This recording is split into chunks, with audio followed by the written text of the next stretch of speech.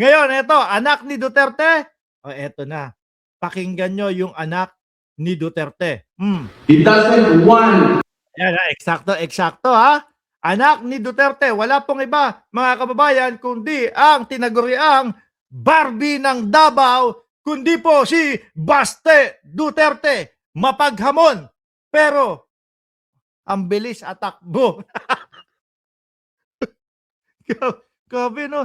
Kasi mga kababayan, yung gustong i-portray ni Baste Duterte, mala Rodrigo Duterte siya, atapang-atao, yung pasugod, palaban, yung palamura. Pero kapag kayong napatulan, pinatulan, at inoohan yung hamon niya, wala na ho mga bossing, at takbo na. No? Oh, kaya nabansagan po bilang Barbie ng Davao. Sabi nga ni Joel Q ng Cereza Force, Barbilat, aka Chupapi mo nyanyo. Okay, Barbie, ano ba yung itinatapang-tapang mo dyan? My father is a lawyer. He doesn't want to amend. Sandali, putulin lang kita, Baste ha. Alam ko naman walang kakwenta-kwenta yung mga sasabihin mo eh. Sabi dito, ni Luis Lizano, yan ang gusto nilang maging presidente. Kung hindi pwede si Sara, grabe ang bunganga sa mura. Eh, akala ho nila kasi, mga kababayan, tayo ay madadaan pa sa mga ganong pagmumura. Ang akala ho nila, mga bossing, uso pa yung estilo na PI ka, pwede ka na, puro pagmumura, tapos mananalo na sa eleksyon. Hindi na po uso yun. Ano po, lalo na, tayo, nakaramihan, nagising, namulat sa budol style nitong mga ito. Di ba? Tokhang. Uubusin daw ang mga ipinagbabawal na gamot sa buong Pilipinas. Sino naubos? Yung mga kapwa natin Pilipino na hindi nakakuha ng due process. Kaya nga po nandun, si dating Pangulong Duterte sa Oblo. O game, Barbilat. Barbie, o game ha. Pakikinggan ka namin ha. Galingan mo. Kailangan makumbinsi mo kami. Bakit? Kasama kami sa mga botante. No, dati na namin kayong binoto, dati na namin kayong pinagkatiwalaan, pero mukhang malabo na ngayon. Tapos sabi pa ng mga DDS, yun na daw po ang hudyat. Yung nakabalabal kay Baste Duterte, yun na daw po ang hudyat, mga kababayan. No? Na palaban na si Baste po. Yan na naman kayo mga DDS. Palalaban na naman o palaban na naman si Baste Duterte. Tapos kapag pinatulan, bading girls daw, sabi ni Ma'am Chris Rose. O game! My father is a lawyer. He doesn't want to amend the Constitution, to change the laws or whatever, to extend his terms. Okay? Because he respects the Constitution. Ngayon, tatanungin ko kayo. Sandali, basta ang tinatalakay mo pala dito yung baguhin ang konstitusyon, no? Yun yung gusto nyo ipaalam, na babaguhin ng administrasyon ni Pangulong Bongbong Marcos yung konstitusyon ng Pilipinas. Ma'am Merly Belen. Nako, Baste, maniwala ka sa akin, no? Yung karamihan ng mga Pilipino, baka matuwa pa dyan eh. Baka matuwa pa na kapag nalaman nila na, eto, si Pangulong Bongbong Marcos, umpisa na umpisa na gawan ng paraan para mapahaba ang kanyang termino. Matutuwa pa ang mamamayang Pilipino dyan. Sino lang yung mga hindi matutuwa? Kayong mga DDS. Malamang bukod sa hindi kayo matuwa, mangiyak-ngiyak pa kayo. Di ba mga bossing? Sabi ni Ma'am Merly Belen, totoo ba yan, Baste? Ganyan ho kasi ang gustong palabasin ni Barbie ng Davao na gusto ni Presidente Marcos na ma-extend ang kanyang pagiging Pangulo. Sabi ko nga ho baka pag nalaman pa ng sambayan ng Pilipino yan, Baste, matuwa pa lalo. Yung iniisip ninyo na, naku, pag sinabi natin na gusto ni Bongbong Marcos ng term extension, magagalit ang mamamayang Pilipino. Hindi. Madami nga ang nagre-request na sana magkaroon pa ng mahabang termino si Pangulong Bongbong Marcos. Di ba? Sabi ni Hernandez, Pagadora Emily, malakas loob niyang Duterte siblings dahil may mga DDS na bobo tatanga-tanga. May nakikinig, ano? May napapaniwala at may nauuto. Kung kayo pagpipiliin ng panahon ngayon, Ano? kung kayo lang, hindi galing sa kanya, itutuloy niyo pa yung Buti na lang hindi natuloy, no?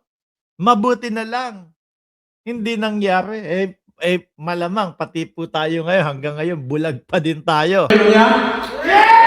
Kasi yun, nalaman natin no?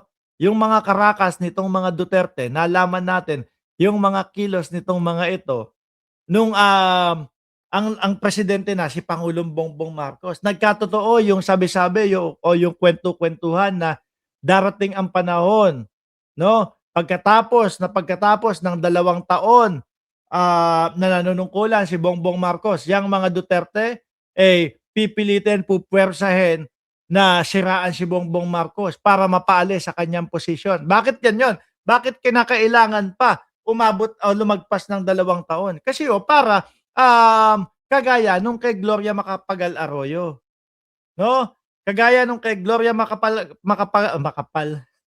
yung kay Gloria Macapagal Arroyo, mga kababayan, na base sa nakasaad sa konstitusyon na kapag ka itong presidente na ito ay naiupo, no? Tapos less than 4 years nung siya ay naiupo, nailagak diyan, pwede siyang kumandidato ulit. Di ba nga kaya ang haba nung termino ni Gloria Macapagal Arroyo, tapos biglang, I am sorry. Hello, Garci? Hello, Garci? Di ba? Ganon yung gusto nilang mangyari, mga kababayan. Kaya lang, hindi Kapag kaho ang presidente, mga bossing, bukal sa loob niya yung magserbisyo sa mamamayang Pilipino. Totoo sa puso niya yung pagandahin, paunladin, paangatin ang Pilipinas. Mahirap pong gibain yan. Kagaya po nung ginagawa nila dito, sinusubukan nilang gibain si Pangulong Bongbong Marcos, pero wala Mas mas nag-uumapaw po at mas lumalantad po yung mga magagandang mga proyekto na ginagawa ni Pangulong Bongbong Marcos. Mas umaapaw po at mas naniningkad po, no? Yung kabusilakan ng puso ni Pangulong Bongbong Marcos na itaguyod ang Pilipinas, mga kababayan. Sabi ni Nick Candido, pero tunaw na ang supporter nila, Boss Mark. Wala na. Mangilan-ngilan na lang nga mga bossing. Kaya tingnan mo kapag ka merong mga ganyang, mga mautog-mautog na ganyan, ilan na lang sila, di ba? Mr. Didi Dede. Ano ba naman yung mo? Share yung pangalan mo dyan. Number 1 liker ko yan sa Facebook, sa Facebook, personal na Facebook ko si Mr. Didi Dede Game. Itong si Marcos.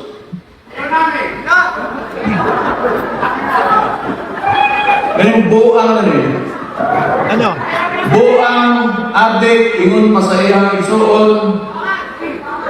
Sandali, parang bumabalik dito kay Barbie ng Davao Yung mga sinasabi niya, duwag, adik daw. Sino po ba ang nakita yung gaganon-ganon, no? Parang bangag na bangag. Yung nakaganon. Sino yung may litratong ganon? Tapos kasama si Ellen Adarna dati. Sino yung may litratong ganon na mukhang bangag? Di ba si Baste Duterte yon? Sino po ba yung mahilig maghamon? Pagka nagkasuntukan kami ni General Torre, bubugbugin ko yan. Nung pinalagan, nung matanda, naku, paumanhin po, General Torre. Hindi, syempre, mas matanda naman po talaga kayo kay Baste Duterte. Di ba? Nung pinalaga ni General Torre, lumipad ng Davao, tumakbo ng Davao, natakot at pumunta sa Davao. Siya, di ba? Parang dinidescribe niya ang sarili niya. Correct. Mga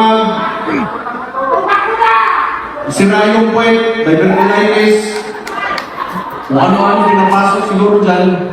Biruin mo, dahil nga nanganganib na ma-impeach ang vice-presidente na pambato ng mga DDS, kaya gumawa sila, biglang merong rage daw po. At yon ay si Baste Duterte ang susunod na maging